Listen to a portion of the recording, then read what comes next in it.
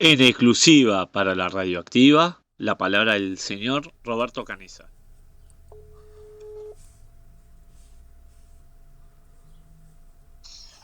Hola, Hola Roberto, buen día, ¿cómo estás? Octavio Rosamena Dance de la radioactiva te habla.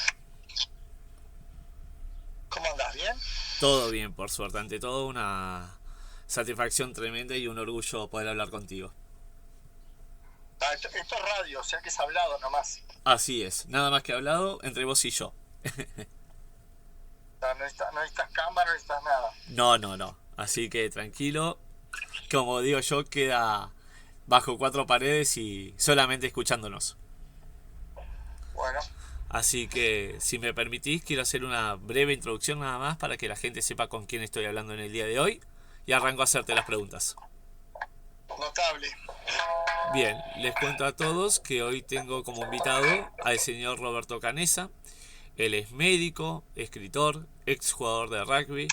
En su momento también llegó a incursionar en el ámbito de la política, pero también lo recordamos todos por ser uno de los sobrevivientes del accidente de avión uruguayo que cayó en la cordillera de los Andes en el año 1972, cuya historia se encuentra en la película Viven y en también varias ediciones de libros. Así que Roberto, cuando consideres pertinente, arranco a preguntarte. Buen día, ¿cómo están? Un gusto charlar contigo. Así que bueno, arranco con la primera pregunta si te parece. Dale. Bien.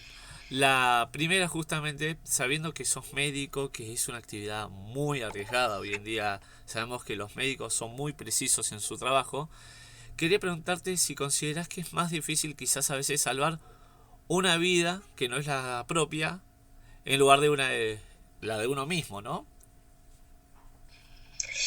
En realidad yo soy un técnico, es decir, yo le aplico la técnica de la medicina a lo que hay que hacerle a los pacientes, ¿no? En ese sentido es muy diferente de cuando tu propia vida está en juego. De todas maneras, la empatía y la solidaridad con los padres creo que es algo que corresponde hacerlo, pero la otra es una parte técnica que está en los congresos, están los libros, están los cirujanos, y lo que haces es ofrecerle a los padres la oportunidad de mejorar ese niño. Seguro.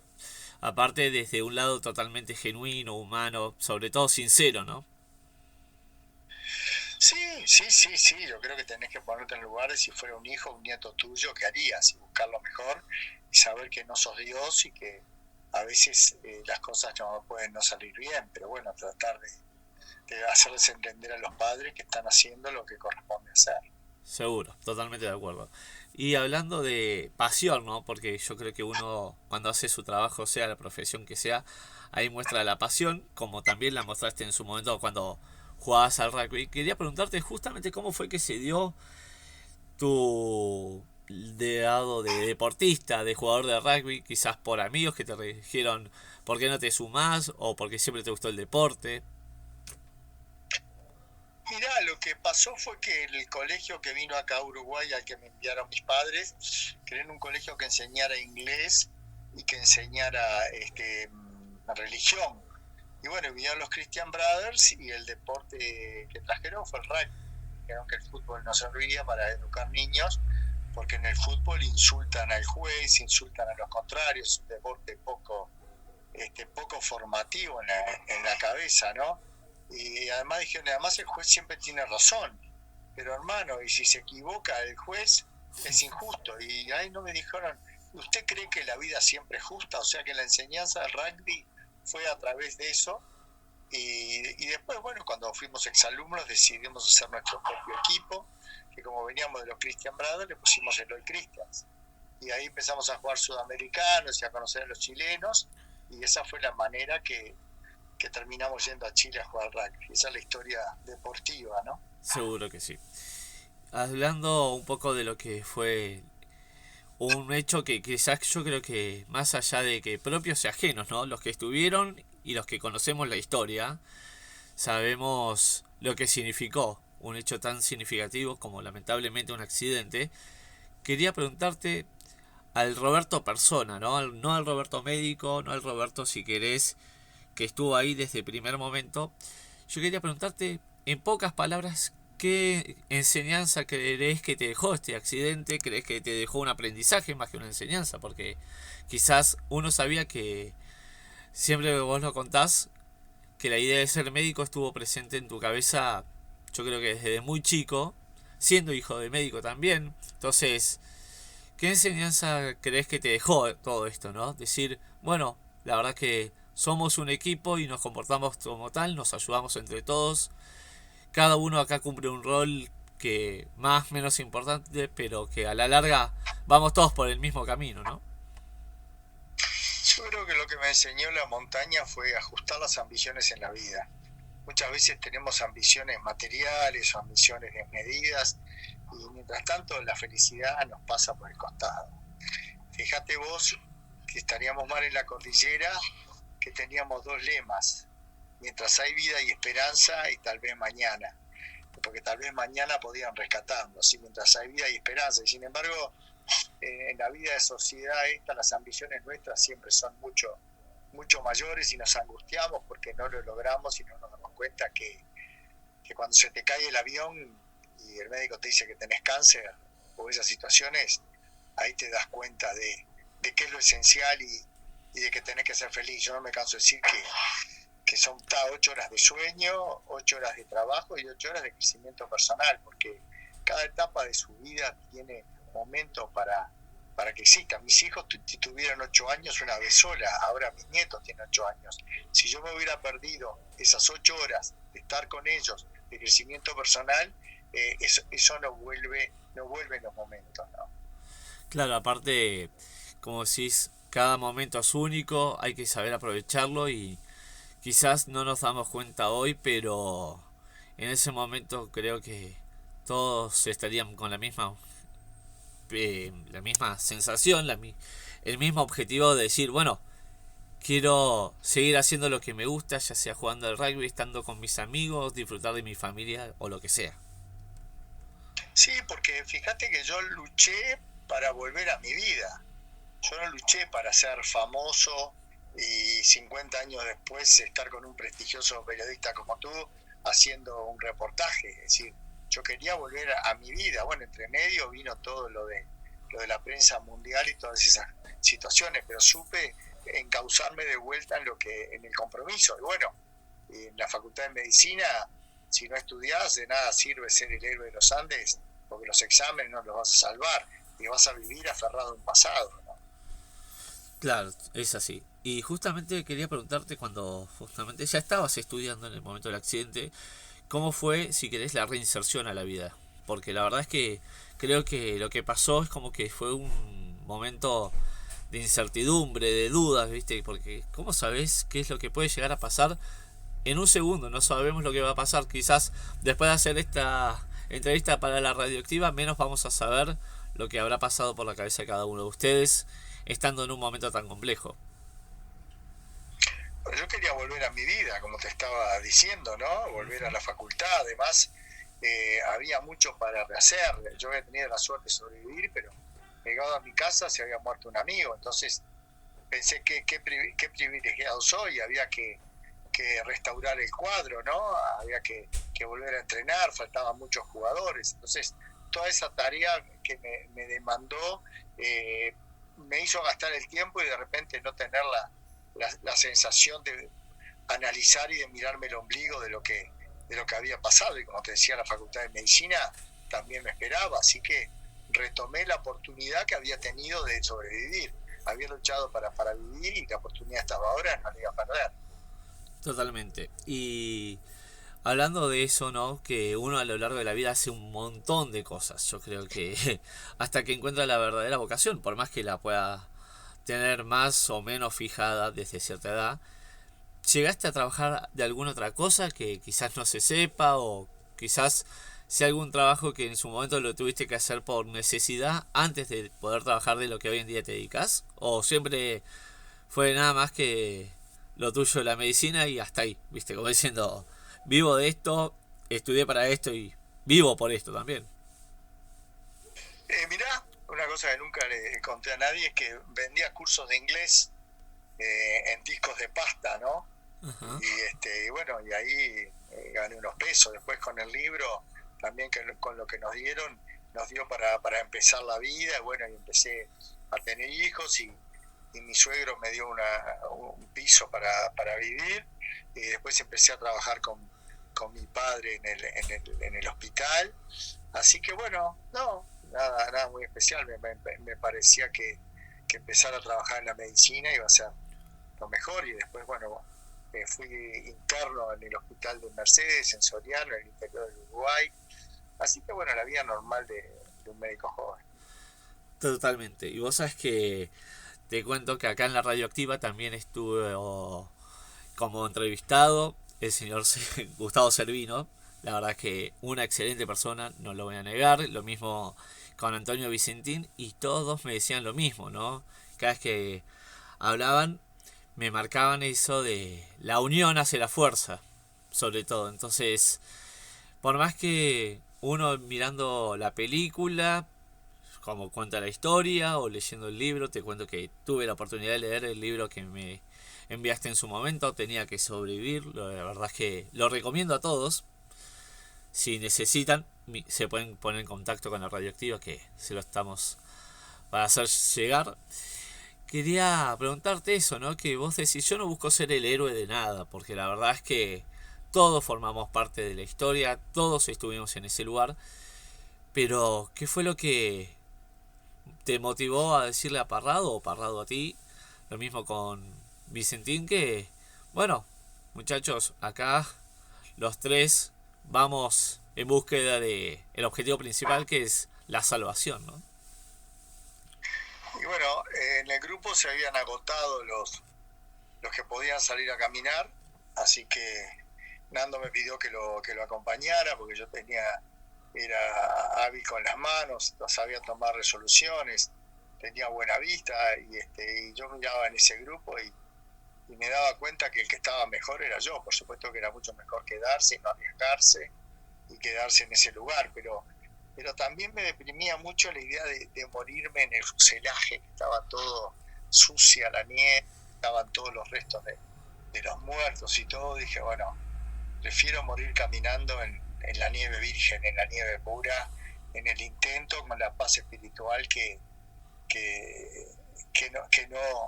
no tomar esa oportunidad.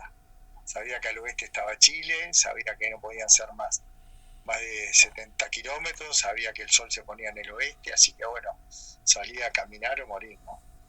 Claro, aparte, qué determinación, porque decís, como si es, o me quedo acá y por más que estás rodeado de gente, pero la muerte se hace un poco más lenta, o voy, como me decías, con un compañero o con dos, depende del caso, a buscar lo que más decíamos todos, que es la manera más, si querés, sencilla, porque la verdad es que por más que habían pedido ayuda en su momento, que se había desistido del rescate, pero la búsqueda de ayuda al fin y al cabo tuvo que correr por ustedes, ¿no? Es que decís, ah, bueno, sí, nos vieron desde lo alto de un mirador y ya está. No, al contrario, tuvieron que ustedes mismos, con las condiciones en las que estaban y demás cuestiones, ir a buscar la ayuda.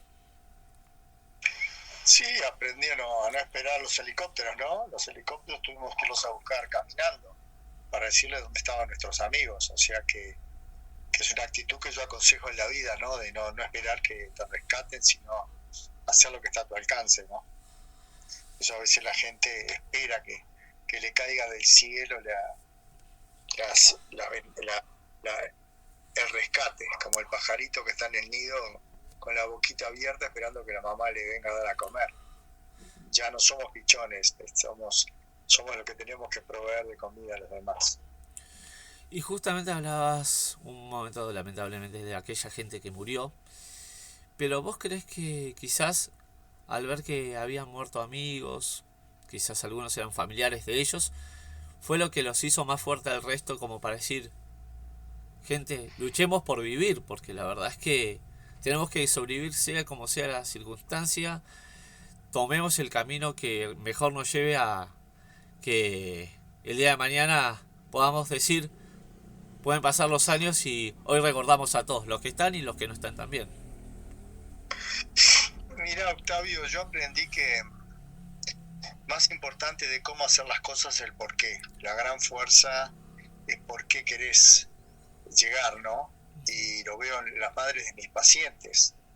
Ellas luchan porque quieren que vivan sus hijos. Después el cómo viene aparte, ¿no?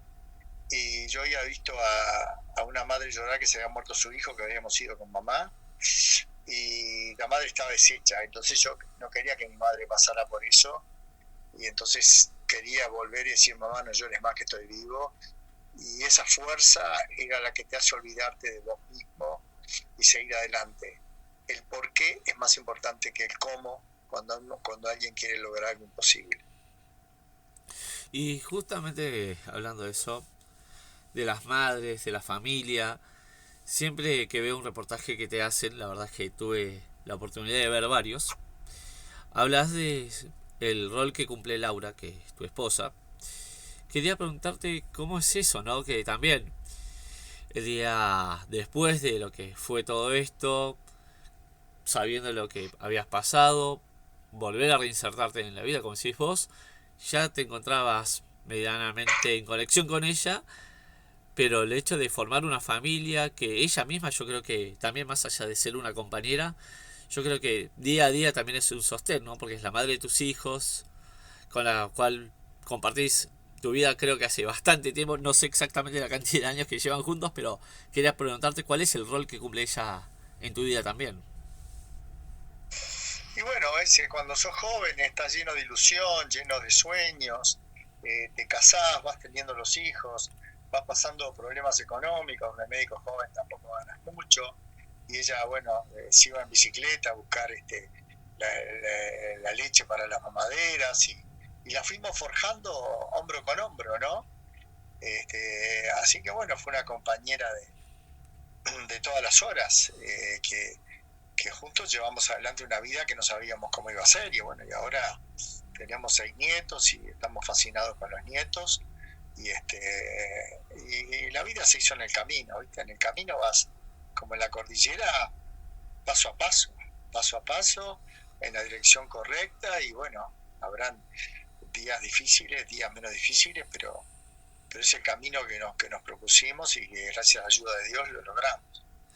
Tal cual, ahí mandamos, ¿no? Si querés, un poco de lo que es el lado de la religión, ¿viste? Porque hay un montón de religiones, cada uno puede creer en lo que quiera, pero ¿cómo es eso, no? De que quizás uno se aferra quizás a lo que tiene a mano, quizás en un momento una plegaria, un pensamiento, pero siempre con la convicción de que, como decías hace un rato, llegar a el momento de volver a casa y decir, bueno, hay gente que me espera, ¿no? Quizás en ese momento no hijos, no nietos, pero sí mis padres, quizás en ese momento una pareja, pero el hecho de cómo uno se aferra quizás a algo tan fuerte como es la conexión con la familia. Sí, claro, yo estaba perdido en la cordillera, sabía que era la primavera, que en el fondo de casa estaban floreciendo los hibiscos, y que el perfume de todo lo que es la naturaleza, tan diferente a estar en la nieve donde no existe la vida, donde no hay moscas, no hay mariposas, no hay nada, es decir, estás totalmente arrancado de tu medio donde todo es muerte y frío. Por eso para mí fue muy importante cuando encontramos el arroyo y vimos pasto y agua, y ahí sentí que me había salvado porque estaba en mi medio, estaba en lo que añoraba, estaba en lo que es la vida habitual de las personas. Si no pasás por lo que pasé yo, no te das cuenta lo importante del jardín de los hibiscos donde florecían, que además me hace acordar a René Favaloro, que un día me dijo, yo no tengo miedo de morirme, lo que me da lástima es que el año que viene no voy a volver a ver florecer el Ibirapitá, que me regala sus flores a través de la ventana. Wow, fuerte la frase te digo, pero qué profunda también, ¿no? Y bueno, son las cosas a las que te aferras a la vida con la sabiduría de los años, ¿no? Tal cual. Y hoy en día seguís vinculado al rugby, ya sea como observador de partidos, como gente que está vinculado de cierta manera al club que, como decís, tantos años tuvo que representar, o ya directamente el rugby pasó por tu vida hace un par de años y bueno, hoy queda como un simple deporte que en su momento llegaste a jugarlo y a demostrar tus cualidades en él. Un día estábamos con un veterano mirando un partido, él tenía como 80 años, yo tenía 50, y le digo, qué ganas de entrar a la cancha. Y descubrí que no dejas nunca de ser rugbyista, se te envejece el cuerpo, pero rugbyista sos toda la vida. Y el otro día fuimos a lo del Cristian, porque vino un presidente nuevo, y estábamos todos los presidentes veteranos, con Gustavo y un montón de amigos, y vuelve a resurgir todo lo que es el club, que ahora tiene una parte de acción social. El presidente, que era de los Cristian en el momento del accidente, me acuerdo que me dijo, Roberto, la canchita de rugby y el campeonato ya pasaron, ahora lo que teníamos que hacer es ayudar a los demás. Y ahí el club empezó con una obra social que se llama Los Tréboles, que está dirigida a un barrio que había niños viviendo en la basura, y que hoy en día hay 180 familias de niños que van a una escuela, y eso gracias a LOL Cristian, a valores como Pico Méndez, que ha logrado acompañarnos en esa situación. O sea que el rugby es mucho más que la cancha y el partido, es una manera de vivir. Qué bueno eso. Y para ir cerrando justamente, quería preguntarte, porque decías recién el tema de cómo se distribuyen las horas, ¿no? 8 horas de trabajo, 8 horas de sueño y otros 8 horas para disfrutar un poco de la vida, ¿no? Entonces, crecimiento personal. ahí está, perfecto, gracias, no me salía el concepto. Quería preguntarte si sos, en caso de tenerlo, tiempo libre, ¿qué sos de hacer? Porque quizás uno puede decir, bueno, quiero seguir aprendiendo lo que me formé, quiero disfrutar de mi familia, quiero dormir, sobre todo, por más que ya dormiste 8 horas, un poquito más no se le niega a nadie.